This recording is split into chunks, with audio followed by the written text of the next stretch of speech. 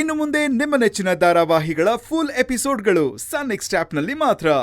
ಬೇಗ ವಿಚಾರಣೆ ನಡೆಯುತ್ತೆ ಅಂತ ನನಗನ್ಸಲ್ಲ. ಮತ್ತಿವಾಗ ಏನ್ ಮಾಡೋದು? ಪಾಪ ನಮ್ಮಪ್ಪ ಯಾವ ಪರಿಸ್ಥಿತಿಲಿದಾರೋ ಏನೋ. ಅವರಿಗೆ BP ಶುಗರ್ ಎಲ್ಲ ಇದೆ. ಅವ್ರಿಗೇನಾದ್ರೂ ಹೆಚ್ಚು ಕಮ್ಮಿ ಆಗ್ಬಿಟ್ರೆ ದಯವಿಟ್ಟು ನೀವೇ ಏನಾದ್ರೂ ಒಂದು ಮಾಡ್ಬೇಕು.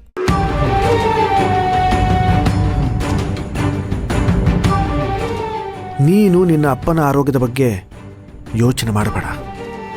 ಅವ್ರ ಕೆಲಸ ಆಗೋವರೆಗೂ ನಿಮ್ಮಪ್ಪ ಆರೋಗ್ಯವಾಗಿ ಇರ್ತಾರೆ, ಜೀವಂತವಾಗೂ ಇರ್ತಾರೆ.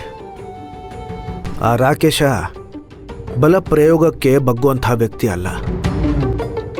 ಸ್ವಲ್ಪ ಬುದ್ಧಿ ಉಪಯೋಗಿಸ್ಬೇಕು.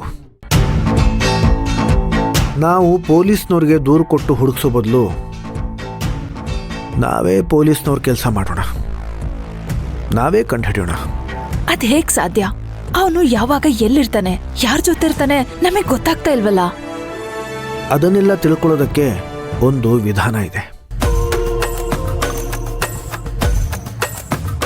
ಸದ್ಯಕ್ಕೆ ಅವನಿಗೆ ನಮಗೆಲ್ಲ ವಿಷಯ ಗೊತ್ತು ಅನ್ನೋದು ಗೊತ್ತಾಗಿದೆ.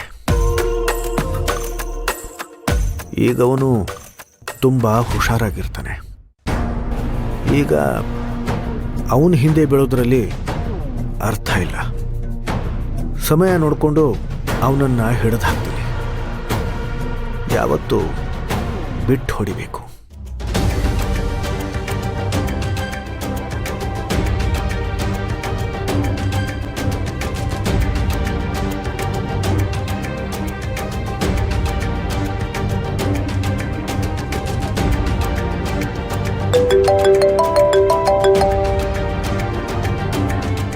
ಹೇಳಿ ಮಾವ.